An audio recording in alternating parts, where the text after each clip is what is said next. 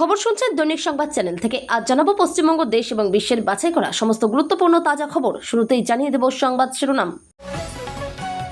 গলায় পা তুলে দিয়েছিল, তারপরে টেনে নিয়ে যায় বাগানে। নাবালিকা ধর্ষণ খুন কাণ্ডে বিভৎস স্বীকারোক্তি ধৃতের। অনুপ্রবেশকারীদের বেছে বেছে বের করব, কলকাতায় মিলন মেলার মঞ্চ থেকে শুভেন্দুকে পাশে নিয়ে হুঙ্কার অমিত শাহের। গোপনাঙ্গে আঘাত, মাথায় ক্ষত, জীবিত অবস্থাতেই ফেলা হয় জলে। ময়নাতদন্তের রিপোর্টে ভয়াবহ নৃশংসতা। প্রশাসনিক ব্যর্থতা নয়, বারুইপুর কাণ্ডে তৃণমূলকেই দায়ী করছেন আরজি করের নির্যাতিতার মা। গেটে তালা, পার্টি অফিসে ঢুকতেই পারল না কালীঘাট তৃণমূল। 21শে জুলাই বৈঠক হলো পাশের ক্লাবে। সঙ্গে আছি, দিদিকেই ভালোবাসি, বিতর্ক উস্কে মমতাকে নিয়ে বার্তা সাংসদ শতাব্দীর। রবিবার সকালের পর সোমবার বিকেল বারুইপুরের ওই পুকুর থেকে উদ্ধার আরও এক দেহ। তৃণমূল জমানায় মুসলিম পরিবারের সুস্থ 15 জন সদস্যকে প্রতিবন্ধী ভাতা, চাঞ্চল্য। ঋতব্রত শিবিরে সামিল ডোমজুড়ের বিধায়কের পোস্টারে জুতোর মালা পরালেন তৃণমূল কর্মীরা। আমার বাচ্চার মতোই যেন কষ্ট পায় শয়তানরা, ফুঁসে উঠলেন বারুইপুরের নির্যাতিতার মা। ইস্তফা দিয়েছিলেন তৃণমূলের 3 সাংসদ। রাজ্যসভার সেই আসনে উপনির্বাচনের দিন ঘোষণা। 10ই জুলাই ডেডলাইন। যারা অন্নপূর্ণা যোজনার টাকা এখনো পাননি তাদের জন্য বড় ঘোষণা। পুরসভার প্রাপ্য ভাড়া দেবরাজ ঘনিষ্ঠের পকেটে। পুরনো তারিখে বেআইনি নির্মাণের সই, ভুরি ভুরি অভিযোগ দক্ষিণ দমদমে। অমলেট বানান, পোজ করুন, নোংরা নেতাদের গায়ে ছুঁড়ে নষ্ট করবেন না। রুদ্রনীলের ডিম থেরাপি ভাইরাল সোশ্যাল মিডিয়ায়। কার দখলে তৃণমূল? কালীঘাটের হয়ে কমিশনের নথি জমা দিলেন কল্যাণেরা। সময় চাইল ঋতব্রত শিবির। ইন্দোনেশিয়ার আকাশে মোদীকে স্বাগত জানালো F-16 সুখোই, অভিভূত প্রধানমন্ত্রী। উল্টো করে ঝোলাবো বলেছিলাম, গুন্ডা দমন থেকে অভিন্ন দেওয়ানি বিধি নিয়ে শুভেন্দুর প্রশংসা শাহের। পড়াতে বসে নানা ছুতোই ছাত্রীকে স্পর্শ, বাড়ি গিয়ে পৌর গৃহশিক্ষককে মার পরিবারের, শেষমেশ গ্রেপ্তার। তারকেশ্বর পুরসভায় বড় ধাক্কা তৃণমূলের, ভেঙে দেওয়া হলো পুরো বোর্ড। বারুইপুর কাণ্ডে বিচার চেয়ে মোমবাতি মিছিল মমতার, ব্যারিকেড দিয়েও আটকাতে পারল না কেন্দ্রীয় বাহিনী। রাম মন্দির বিতর্কে চম্পত রায়ের ইস্তফা গ্রহণ করেছে ট্রাস্ট, নির্ধারিত হয়েছে নতুন সাধারণ সম্পাদকও। নাবালিকাকে ধর্ষণ করে বিহারে চম্পট, বারুইপুরের মতো দ্রুত অ্যাকশন মালদহে, গ্রেপ্তার অভিযুক্ত। প্রসেনজিৎ চট্টোপাধ্যায়ের বাড়িতে অমিত শাহ, শুভেন্দু অধিকারী, রাজনৈতিক ও বিনোদন মহলে জোর গুঞ্জন। জেলের মধ্যে ভয়ঙ্কর দাঙ্গা, শ্রীলঙ্কায় মৃত্যু অন্তত 25 বন্দীর, আহত শতাধিক। বাংলায় ইস্পাত বস্ত্র শিল্পে বড় বিনিয়োগ 2 সংস্থার, চলতি মাসেই শিলান্যাস, জানালেন শিল্পমন্ত্রী। টাকা তুললে সম্মান পেতাম হয়তো, হুমায়ুনের আমজনতা উন্নয়ন পার্টি ছাড়লেন মুর্শিদাবাদ জেলা সভাপতি। বারুইপুর কাণ্ডে প্রধানমন্ত্রীর সঙ্গে তুলনা টেনে মুখ্যমন্ত্রীকে নজিরবিহীন আক্রমণ তৃণমূলের। আমবাগানে হাত পা বাঁধা বিজেপি কর্মীর ঝুলন্ত দেহ, খুনের অভিযোগে শোরগোল কল্যাণীতে। ফের দক্ষিণ 24 পরগনা, বারুইপুরের ঘটনার পর ক্যানিংয়ে টিউশন থেকে ফেরার পথে ছাত্রীর শ্লীলতাহানি, ধৃত 4। জঘন্যতম অপরাধ, সর্বোচ্চ শাস্তি দেব, আশ্বাস মুখ্যমন্ত্রীর। গোলমাল পাকানো অতৃপ্ত আত্মাদের বিরুদ্ধেও কড়া ব্যবস্থা। কামারহাটি পুরসভায় চেয়ারম্যান পদে লকেটের ভাই, কিসের ভিত্তিতে? রিপোর্ট তলব শ্রমিকের। বারাসাত থেকে চালু হলো এসি লোকাল, বৃষ্টি ভেজা সকালে জমজমাট ভিড়। প্রথম দিনে কেমন অভিজ্ঞতা যাত্রীদের? নন্দীগ্রাম রেজিনগর বাকি রেখে কেন তড়িঘড়ি রাজ্যসভার ভোট? বাদল অধিবেশনের আগে কোন অঙ্ক কষা চলছে? বারুইপুর কাণ্ডে নাবালিকাকে ধর্ষণ খুনের ঘটনায় চাঞ্চল্যকর স্বীকারোক্তি। একটি ভাইরাল ভিডিওতে ধৃত প্রভাস মণ্ডলকে বলতে শোনা গিয়েছে, মেয়েটি চিৎকার করছিল, ওর গলায় পা তুলে ধরে তারপর টেনে নিয়ে বাগানের মধ্যে চলে যায় আনন্দ ও তার 3 বন্ধু। যদিও ভিডিওর সত্যতা যাচাই করেনি প্রসঙ্গত। বারুইপুরের ঘটনায় গ্রেপ্তার হওয়া প্রভাস মণ্ডল ও দিবাকর সর্দারকে মঙ্গলবার বারুইপুর আদালতে পেশ করা হয়। 2 অভিযুক্তকে 14 দিনের পুলিশ হেফাজতের নির্দেশ দেওয়া হয়েছে। কি দেখা যাচ্ছে ভাইরাল হওয়া ভিডিওয় অন্যতম অভিযুক্ত প্রভাসের বয়ান ঘিরে তোলপাড় শুরু হয়েছে। সেখানে নাবালিকার গলায় পা দেওয়ার কথা বলতে শোনা গিয়েছে তাকে। ঘটনায় এখনো পর্যন্ত গ্রেপ্তার হয়েছেন প্রভাস মণ্ডল, দিবাকর ও মূল অভিযুক্ত আনন্দ সর্দার। সোমবার ধৃত প্রভাস ও দিবাকরকে বারুইপুর মহকুমা আদালতে পেশ করে পুলিশ। আদালত দুজনকে পুলিশ হেফাজতে পাঠিয়েছে। তদন্তের স্বার্থে ভাইরাল হওয়া ভিডিওটিকেও খতিয়ে দেখছে পুলিশ। নাবালিকা ধর্ষণ কাণ্ডে ভারতীয় ন্যায় সংহিতার নিম্নলিখিত ধারায় অভিযোগ আনা হয়েছে পুলিশের তরফে। কলকাতার মিলন মেলায় এসে আরও একবার সিএ এবং অনুপ্রবেশকারী ইস্যুতে অত্যন্ত চড়া সুরে হুঙ্কার ছাড়লেন কেন্দ্রীয় স্বরাষ্ট্রমন্ত্রী অমিত শাহ। ডক্টর শ্যামাপ্রসাদ মুখোপাধ্যায়ের 125তম জন্মজয়ন্তী উপলক্ষে কলকাতায় তার 125 ফুট উঁচু বিশাল মূর্তির শিলান্যাস ও স্মারকের ভূমিপূজোর অনুষ্ঠানে যোগ দিতে এসেছিলেন তিনি। সেখান থেকে নাম না করে পূর্বতন তৃণমূল সরকারকে একহাত নেওয়ার পাশাপাশি মুখ্যমন্ত্রী শুভেন্দু অধিকারীর ভূয়সী প্রশংসা করলেন স্বরাষ্ট্রমন্ত্রী। এদিন মিলন মেলার মঞ্চে দাঁড়িয়ে অমিত শাহ স্পষ্ট জানিয়ে দেন, ডক্টর মুখোপাধ্যায়ের আদর্শের সরকার আজ রাজ্যে প্রতিষ্ঠিত, ফলে তার স্বপ্ন পূরণে কোনো খামতি রাখা হবে না। বাকি থাকা হিন্দুদেরও জলদি নাগরিকত্ব অনুপ্রবেশকারীদের কাজ বেছে বের করব। কাশ্মীর থেকে 370 ধারা বিলোপ এবং সিএ এর মাধ্যমে হিন্দু শরণার্থীদের নাগরিকত্ব দেওয়ার প্রসঙ্গ টেনে প্রাক্তন প্রধানমন্ত্রী জওহরলাল নেহরুকে তীব্র আক্রমণ করেন অমিত শাহ। নেহরু লিয়াকত চুক্তির বিরোধিতা করেই যে শ্যামাপ্রসাদ প্রথম মন্ত্রিসভা থেকে ইস্তফা দিয়েছিলেন সে কথা মনে করিয়ে দিয়ে শাহ বলেন, আজ তারই পার্টির সরকার সিএ এনে সমস্ত হিন্দুদের নাগরিকত্ব দেওয়ার কাজ করেছে। শুভেন্দু ভাই প্রতিদিন আমার কাছে এই দাবি করছেন, আমি আজ এই মঞ্চ থেকে বলে যাচ্ছি, যেটুকু বাকি অংশ রয়ে গেছে নাগরিকত্ব দেওয়ার সেটাও আমরা দ্রুত শেষ করে দেব, কারণ এখানে এখন বিজেপির সরকার আছে। এরপরেই অনুপ্রবেশ ইস্যুতে সুর চড়িয়ে স্বরাষ্ট্রমন্ত্রী ঘোষণা করেন, আজ আমি আবারও একটি সংকল্প পুনর্ব্যক্ত করতে চাই যে ভারতের ভূমি থেকে প্রত্যেকটি অনুপ্রবেশকারীকে আমরা বেছে বেছে বের করে ভারতকে পূর্ণ সুরক্ষিত বানাবো। ভয়াবহ নৃশংসতা, অভয়াকাণ্ডের পর ফের সেই এক ঘটনার পুনরাবৃত্তি বঙ্গে। ক্লাস 6-এর নাবালিকার সঙ্গে ঘটে গেল নারকীয় ঘটনা। গত শনিবার বান্ধবীর জন্মদিনের অনুষ্ঠানে যাওয়ার জন্য বাড়ি থেকে বেরোয় সে। সারাদিন কেটে গেলেও তার কোনো খোঁজ পাওয়া যায়নি। অবশেষে রবিবার সকালে এলাকার একটি পুকুর থেকে উদ্ধার করা হয় নাবালিকার বস্তাবন্দি দেহ। অভিযোগ, ধর্ষণ করে খুন করা হয়েছে ওই নাবালিকাকে। এরপর রীতিমতো অগ্নিগর্ভ হয়ে ওঠে পরিস্থিতি। প্রশাসন দেহটি উদ্ধার করার পর ময়নাতদন্তের জন্য পাঠায়। সোমবার প্রাথমিক রিপোর্ট পাওয়ার পর হুঁশ উড়ে যায় সকলের। খুন করে নয়, জীবিত অবস্থাতেই বস্তাবন্দি করে পুকুরে ফেলা হয় নাবালিকাকে। ময়নাতদন্তের প্রাথমিক রিপোর্টের ছত্রে ছত্রে ভয়াবহ নৃশংসতার চিত্র ফুটে উঠেছে। এই ঘটনায় গ্রেপ্তার হয়েছে মূল অভিযুক্ত। বারুইপুর থেকেই মূল অভিযুক্ত আনন্দ সর্দারকে গ্রেপ্তার করে পুলিশ। আনন্দ সর্দার সহ আরও 3 অভিযুক্তকে গ্রেপ্তার করা হয়। এদের পাশাপাশি গ্রেপ্তার করা হয়েছে আরও 2 অভিযুক্ত, প্রভাস মণ্ডল ও দিবাকর সর্দার।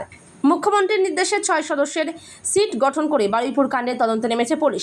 ময়নাতদন্তের প্রাথমিক রিপোর্টে কি উঠে এসেছে? নির্যাতন থেকে খুন। ময়নাতদন্তের প্রাথমিক রিপোর্টের ছত্রে ভয়াবহ নৃশংসতার দিক ফুটে উঠেছে। মানুষ সত্যিই এতটা নৃশংস হতে পারে? প্রশ্ন অনেকের মনে। রিপোর্টে বলা হয়েছে, মৃত নয়, জীবিত অবস্থাতেই বস্তাবন্দি করে পুকুরে ফেলা হয় নাবালিকাকে। কারণ ফুসফুসে মিলেছে কাদা জল। খুন করার পর যদি দেহ জলে ফেলা হতো তবে ফুসফুসে কাদা মিশ্রিত জল প্রবেশ করবে না, একমাত্র ডুবে মৃত্যু হলেই এটা সম্ভব। সুতরাং নির্যাতনের পর নাবালিকাকে যখন বস্তাবন্দি করে জলে ফেলা হয় তখনও সে বেঁচে ছিল বলেই পুলিশের অনুমান। তবে জলে ফেলার আগে বিভৎস অত্যাচারের শিকার হয়েছে 6ষ্ঠ শ্রেণীর নাবালিকা। ময়নাতদন্তের প্রাথমিক রিপোর্ট অনুযায়ী নাবালিকার দেহে আছে একাধিক ক্ষতচিহ্ন, গোপন অঙ্গেও আছে আঘাতের চিহ্ন। কোনো ভারী কিছু দিয়ে আঘাত করার কারণে এই ক্ষতের সৃষ্টি হয়েছে বলে অনুমান পুলিশের। যৌন নির্যাতন করে মাথায় আঘাত করার পর বস্তায় ভরে ফেলে দেওয়া হয় জলে। মৃত্যুর সম্ভাব্য কারণ হিসেবে চিকিৎসকেরা 2টি কারণ উল্লেখ করেছেন। 1, আঘাতের ফলে অতিরিক্ত রক্তক্ষরণ এবং 2, জলে ডুবে শ্বাসরোধ হয়ে মৃত্যু। আরজিকরের চিকিৎসক খুন ও ধর্ষণের ঘটনা রাজ্য জুড়ে তোলপাড় ফেলেছিল, প্রভাব পড়েছিল এবারের বিধানসভা নির্বাচনেও। বারুইপুরের ঘটনায় কি বলছেন আরজিকরের নির্যাতিতার মা তথা পানিহাটির বিধায়ক রত্না দেবনাথ? আনন্দবাজার.com সংবাদদাতা। আরজিকর হাসপাতালের ডিউটির মাঝে ধর্ষণ ও খুন হয়েছিলেন তার চিকিৎসক মেয়ের বিচার চাইতে দিনের পর দিন বিক্ষোভে সামিল হয়েছেন। নারী সুরক্ষার দাবি নিয়েই এবারের বিধানসভা নির্বাচনের প্রতিদ্বন্দ্বিতা করেছেন। এখন তিনি পানিহাটির বিজেপি বিধায়ক। রাজ্যে এখন তার দলেরই সরকার। বারুইপুরের নাবালিকার গণধর্ষণ ও খুনের অভিযোগে যখন ফের একবার রাজ্য জুড়ে তোলপাড় পড়েছে, তিনি কি বলছেন? কলকাতার তৃণমূল ভবনের অবশেষে ক্লাবের ঠাঁই কালীঘাট তৃণমূলের। এবার দক্ষিণ দিনাজপুরের গঙ্গারামপুরে এই ঘটনার ফলে অস্বস্তিতে কালীঘাট তৃণমূল। মূলত 21শে জুলাইয়ের প্রস্তুতি ছিল এই বৈঠক, কিন্তু পার্টি অফিসের তালা বন্ধের ফলে 21শে জুলাই বৈঠক পাশের ক্লাবেই সারতে হলো কালীঘাট তৃণমূলকে। পার্টি অফিসের তালা নিয়ে কালীঘাট তৃণমূল নেতৃত্বের দাবি, কেয়ারটেকারের সঙ্গে যোগাযোগ করা যাচ্ছে না, সকাল থেকেই নিখোঁজ কেয়ারটেকার, তাই ক্লাবে বৈঠক।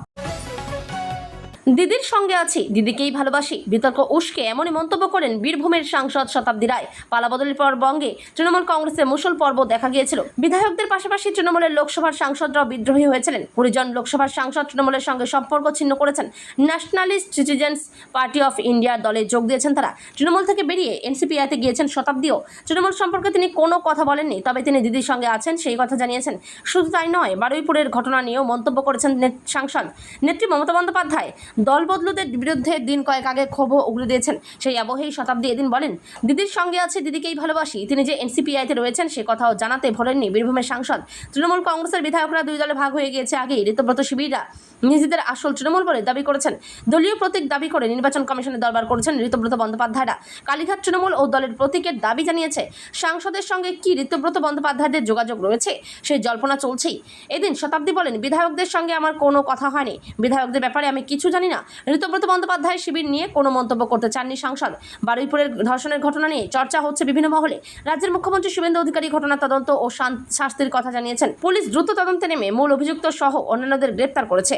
আজ সোমবার বারুইপুরের ঘটনা নিয়েও মন্তব্য করেছেন সাংসদ। তিনি বলেন, বারুইপুরে যে ঘটনাটি ঘটেছে আইন অনুযায়ী দোষীদের শাস্তি হওয়া উচিত এবং তারা শাস্তি পাবে বলেই আমি বিশ্বাস করি। এবার বিধানসভা নির্বাচনের পর আর বীরভূমে নিজের সংসদীয় এলাকায় যাননি শতাব্দী। আজ সোমবার সিউড়িতে জেলা পুলিশ সুপারের দপ্তরে গিয়ে পুলিশ সুপারের সঙ্গে জরুরি বৈঠক করেন। রামপুরহাটে তার ফ্ল্যাটেও গিয়েছিলেন তিনি। যে পুকুরটি থেকে রবিবার 12 বছর বয়সী নাবালিকার দেহ উদ্ধার হয়েছিল সেই পুকুরেই সোমবার বিকেলে উদ্ধার হলো আরও এক ব্যক্তির মৃতদেহ। এই ঘটনাকে কেন্দ্র করে গোটা এলাকায় নতুন করে উত্তেজনা ছড়িয়ে পড়েছে। ওই সঙ্গে সোমবার উদ্ধার হওয়া এই দেহের কোনো প্রত্যক্ষ বা পরোক্ষ যোগসূত্র রয়েছে কিনা তা খতিয়ে দেখতে ইতিমধ্যে জোর কদমে তদন্ত শুরু করেছে বারুইপুর থানার পুলিশ প্রশাসন এবং স্থানীয় বাসিন্দাদের সূত্রে জানা গেছে, সোমবার উদ্ধার হওয়া মৃত ব্যক্তির নাম কৃষ্ণকান্ত হালদার। তদন্তে নেমে পুলিশ জানতে পেরেছে গত শুক্রবার থেকে তিনি নিখোঁজ ছিলেন। প্রায় 72 ঘন্টা ধরে তার কোনো হদিশ মিলছিল না। রবিবারের সেই ঘটনার রেশ কাটতে না কাটতেই সোমবারও পুলিশ ওই পুকুরটিতে বড়সড় তল্লাশি অভিযান চালাচ্ছিল। চিরুনি তল্লাশি চলাকালীনই বিকেল নাগাদ আচমকা জলের তলা থেকে এক ব্যক্তির দেহ ভেসে ওঠে। পরে শনাক্তকরণের পর জানা যায় দেহটি নিখোঁজ কৃষ্ণকান্তেরই। এই খবর চাউর হতেই নতুন করে রণক্ষেত্রে চেহারা নেয় এলাকা। পরিস্থিতি সামাল দিতে ঘটনাস্থলে মোতায়েন করা হয় বিশাল পুলিশ বাহিনী। পুলিশ ইতিমধ্যেই মৃতদেহটি উদ্ধার করে ময়নাতদন্তের জন্য মহকুমা হাসপাতালে পাঠিয়েছে। পুলিশের তরফে মৃতের পরিবারের সঙ্গেও যোগাযোগ করা হয়েছে। কারোর সঙ্গে তার কোনো পুরনো শত্রুতা ছিল কিনা, তিনি ঠিক কী কাজ করতেন কিংবা নিখোঁজ হওয়ার পর কিভাবে তার দেহ ওই নির্দিষ্ট পুকুরে পৌঁছলো, এই সমস্ত প্রশ্নের উত্তর খুঁজতে তদন্ত শুরু করেছে বারুইপুর থানার পুলিশ। এদিকে রবিবার এক তথাকথিত প্রত্যক্ষদর্শীকে সঙ্গে নিয়ে বারুইপুরের ওই পুকুরটিতে তল্লাশি চালিয়ে নিখোঁজ নাবালিকার বস্তাবন্দি দেহ উদ্ধার করেছিলেন স্থানীয় কিছু যুবক। মৃত নাবালিকার কাকার স্পষ্ট দাবি ছিল তাদের বাড়ির মেয়েকে নৃশংসভাবে গণধর্ষণ করার পর খুন করা হয়েছে। অপরাধের প্রমাণ লোপাট করতে দেহটি একটি বস্তায় পুড়ে পুকুরের গভীর পাকের মধ্যে পুঁতে দেওয়া হয়েছিল। 26-এর বিধানসভা নির্বাচনে তৃণমূল কংগ্রেসের টিকিটে ভোটে দাঁড়িয়েছিলেন। হাওড়ার ডোমজুর বিধানসভা কেন্দ্র থেকে তৃণমূল নেত্রী মমতা বন্দ্যোপাধ্যায়ের দেওয়া প্রতীক বুকে নিয়েই মানুষের দুয়ারে দুয়ারে ভোট ভিক্ষা চাইতে গিয়েছিলেন তাপস মাইতি। দলীয় প্রার্থীকে জেতাতে প্রাণপাত করে দিয়েছিল কর্মীরা। তীব্র গরমে অক্লান্ত পরিশ্রম করেছিলেন ঘাসফুল শিবিরের কর্মী থেকে নেতারা।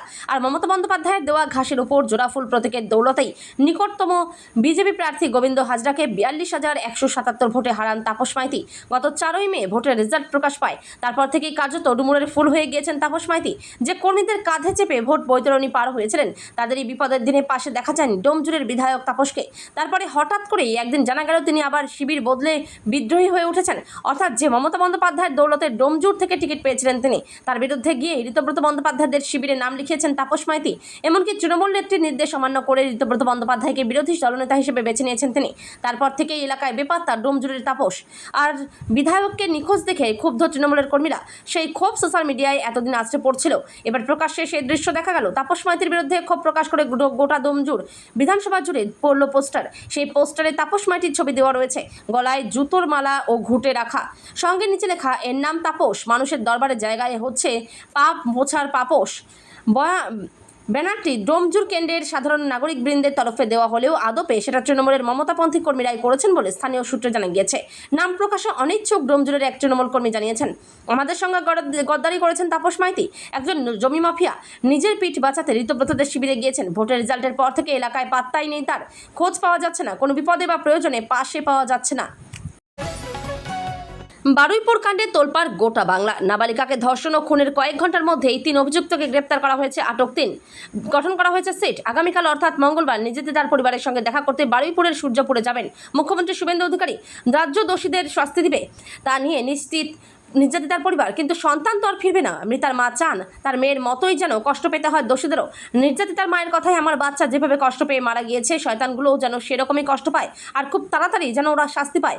এর আগেও অনেক ঘটনা ঘটেছে, আগের সরকারের আমলে কোনো দিন বিচার পেতে দেখিনি। এবার নতুন সরকার এসেছে, আশা রাখি বিচারটা পাবো। এদিন প্রকাশ্যে আসা সিসিটিভি ফুটেজের বর্ণনা দেন মৃতার মা। তিনি বলেন, দেখেছি মেয়েকে ওরা হাত ধরে নিয়ে যাচ্ছিল, বাচ্চার হাতে খাবার ছিল, প্লাস্টিকে কী ছিল বুঝতে পারিনি, ওরাই কিনে দিয়েছিল, হাত ধরে নিয়ে যাচ্ছিল, এটুকুই দেখা গিয়েছে। এরপরই দোষীদের চরম শাস্তির কথা বলেন তিনি।